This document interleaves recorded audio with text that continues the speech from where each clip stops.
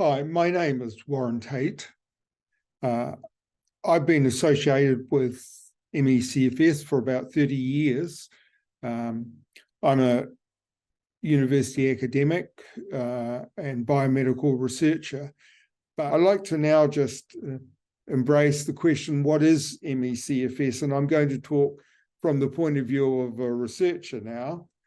ME/CFS I see as a complex syndrome that arises as the body's reactions of each affected individual responds to a major stressor, a major stressful event or something which is impinging on the body. A key question is, why do only some people develop the condition, whereas most manage to have that same stress but not respond? And it may be, for example, a viral infection.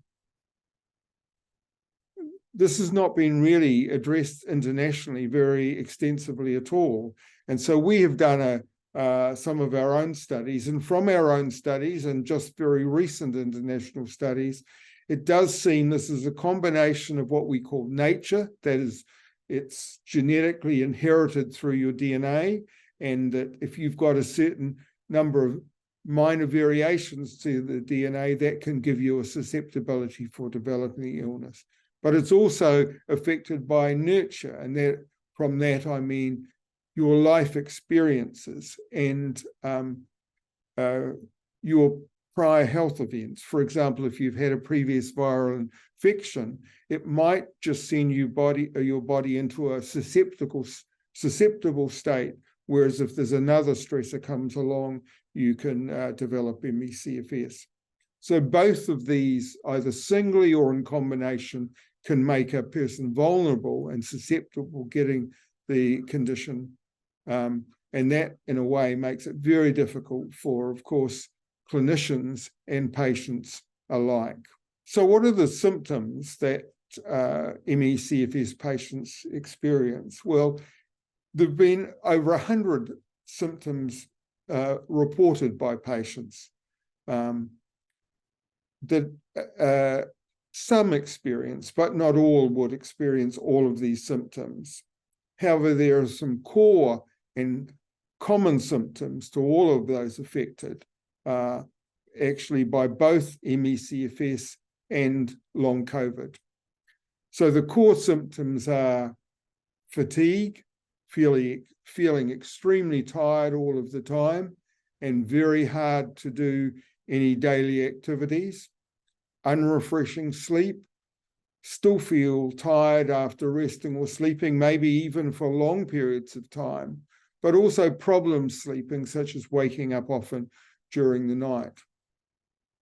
A rather technical term called post-exertional malaise, and what that means, taking a long time to recover after physical, emotional, or psychological activity. So if one does some exercise, for example, you can have a worsening of the symptoms, which can last for hours or days or even weeks. And that can come on maybe from anything from 12 to 72 hours after the exercise.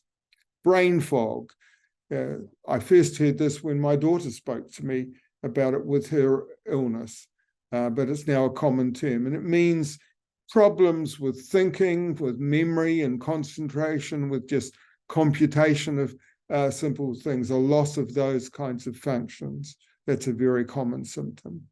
And pain is common, and pain in all sorts of areas, headaches, muscle aches, chest pain. So kind of widespread dispersive pain, different pains at different times is quite common. Also quite common, but not regarded as part of the core symptoms, are gastrointestinal problems. You'll find maybe 80% of people will have some gastrointestinal problems like irritable bowel syndrome. And then there's something with a difficult name called dysautonomia. And what that means is the autonomic nervous system is not getting the correct signals from the brain to regulate body physiology. And that's like blood pressure, heart rate, temperature, and things like that. And a part of that is something which we call orthostatic intolerance, which can give dizziness and even fainting when one stands up from lying down. So what about diagnosis? How is the disease diagnosed? Well, unfortunately, as yet, we don't have a simple, readily accessible molecular diagnostic test that can be carried out in your community chem pathology laboratory. So a clinician has to rely on clinical case definitions. And although there have been over 20 published over the last 30 years or so, there are 3 in common use now, which we think are good ones. The first, in 2003, was the Canadian clinical consensus definition created by an international panel of experts. And when I read this first, it completely described my daughter's illness. I thought this was tremendous, that now there was a clinical case definition that could actually describe the illness accurately. This has been updated in 2011 with the International Clinical Consensus definition. And in 2015, the Institute of Medicine of the Academy of Sciences in the United States tried to come up with a simpler definition because they, in their analysis of ME/CFS, were concerned that the illness had not been taken seriously in patients, and also carers hadn't been given proper attention. In a clinician's office, they can do what's called a tilt test, and that's testing for orthostatic intolerance I mentioned before. And that is when a patient lies down, maybe for 5 minutes, and then if there's a specialist table, you can tilt the table up, but if a patient then gets up and maybe leans against the wall or stands up, they can feel dizzy, near fainting, and what the clinician can measure is the heart rate goes up. And so this is quite common in ME/CFS, but not present in all patients. So are there subtypes of this disease? Well, if you read the international literature, as I do, in fact, there's recently been quite a lot of publications talking about different subtypes. However, it tends to be that a subtype is defined around what an individual researcher is researching for the disease. And so we have been doing individual patient studies on a group of young women of the same age and degree of functionality and course of illness in Dunedin. So these would be very homogeneous, and if we were defining a subtype, we'd put them certainly all in the same subtype. And yet what we've found for each of these young women is they exhibit unique molecular changes that result in their overall symptoms, i.e. things like response to exercise and their ability to produce energy and their cardiopulmonary responses, in changes in their DNA epigenetic code, that's kind of light switches which control all of the expression of the genes, and even to vaccinations. 5 of these young women took the COVID vaccine, and I would have predicted, because their course of illness was very much the same and they had reasonable functional activity, that they would have been okay with this. In fact, 2 of them had the same reaction as I did, which was just mild kind of reaction to the vaccine. 2 of them were laid low for about 2 to 3 weeks, were sort of housebound and bedbound. And 1 of them had a severe adverse reaction and was hospitalized for 2 weeks. So this really emphasizes the individual responses of patients in the illness. And so in a way, we could say every patient is a subtype with this illness. And that makes it very difficult when it comes to looking at therapeutic options. One of the things that we know is that a promising drug or nutraceutical or even behavioral response can give benefit to some patients, but other patients have no effect, and some are even made worse. And so this is very frustrating in terms of developing therapies for the disease, but it reflects the fact that there are these individual variations, in my opinion. What is the hope for people now today with this condition?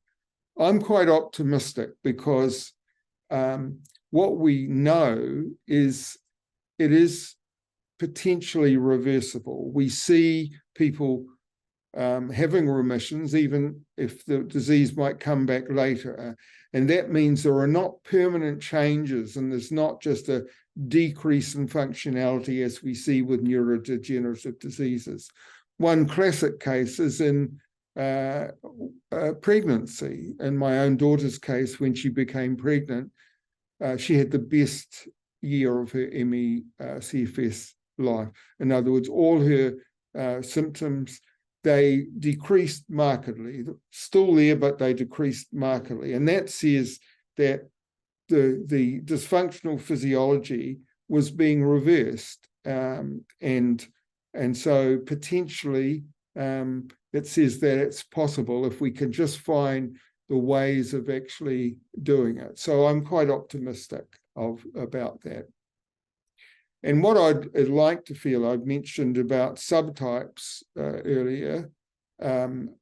What I hope we can do is to define perhaps groups of patients which we think have a good chance of getting benefit from a particular therapeutic option, instead of now where each patient might try lots and lots of different things before they find something which might help them a bit. And it's very much a needle in the haystack approach. So we might be able to develop a much more effective way of promoting therapeutic options for people. What I would hope is that the aim of all of this is to ensure that patients that are severely debilitated and not able to take a full part in life will have much more functional activity, have much more fulfilling lives, and be able to participate much more in social activities and work, in education and community activities. This may not be a cure, but I think the important thing is to focus on just this significant improvement. I think it is unlikely that we'll get sort of an instant cure, and that can be very unhelpful and, in fact, add stress to patients and make their illness worse, particularly if they do a program where there's a promise of a cure and it doesn't happen and patients feel somewhat guilty about it. So I end optimistic for the future and hope that we can find ways of making the lives of patients significantly improve.